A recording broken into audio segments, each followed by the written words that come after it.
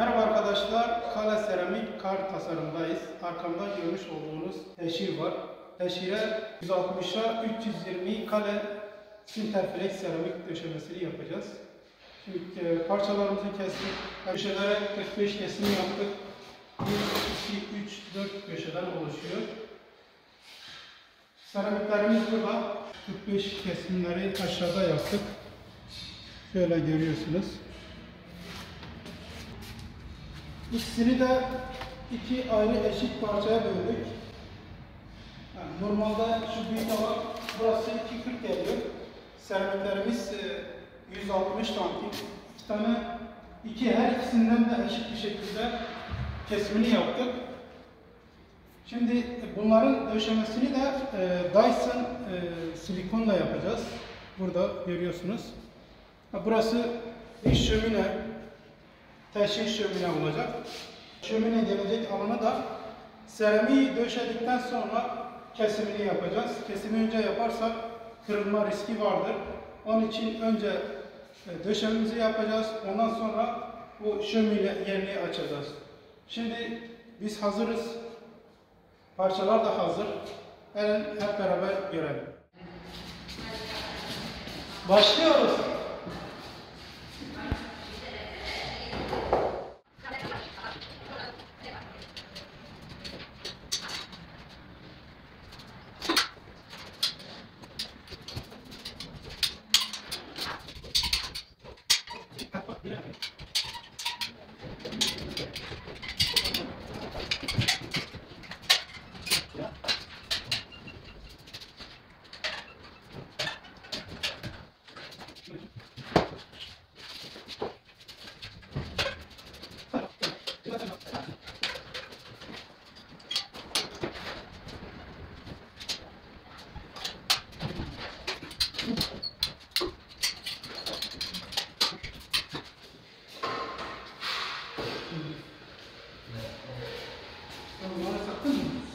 Afiyonustan.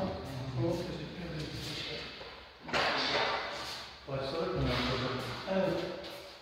Kesimleri yaptık. Çekim de yaptık. Çekim mi yaptın? Yapıyoruz. İyi, tamam. Baksana. Umarım biz de paylaşalım. Şuradan mı çekmiyorsunuz? Biz de mi çekiyorsunuz şimdi?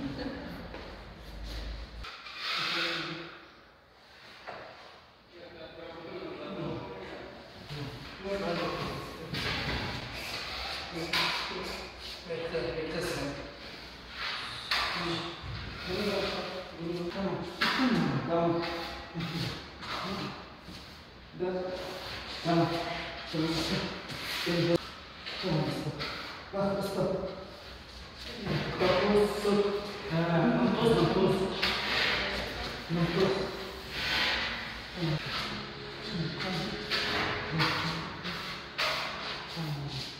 Bak.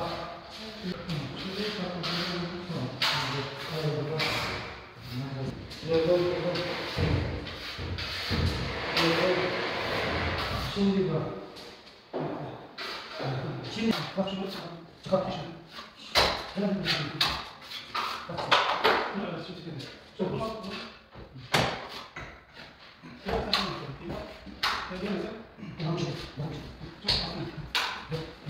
Bir bakalım.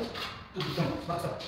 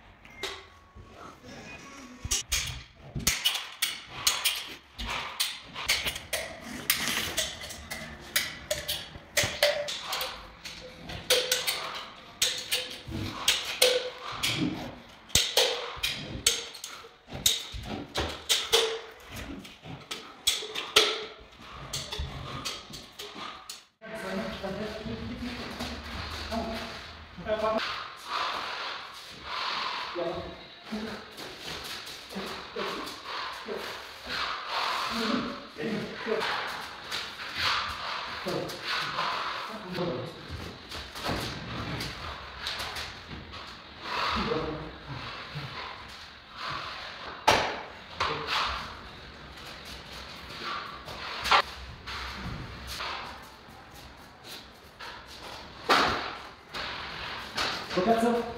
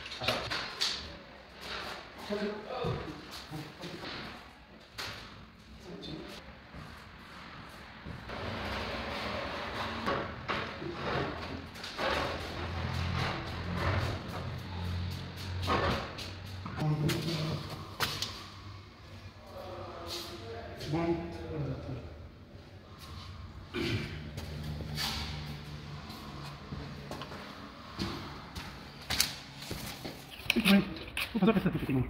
Sen şey için. İlaç için dedim.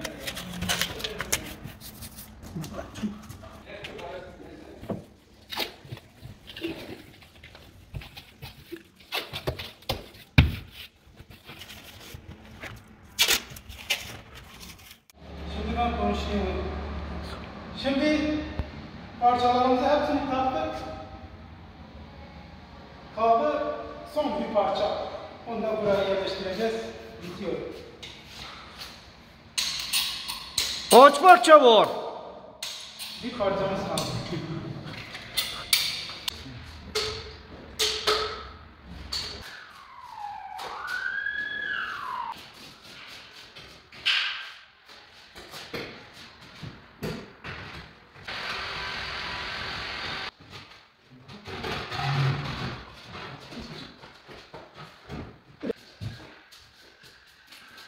Evet, böylece alanımızı bitirdik.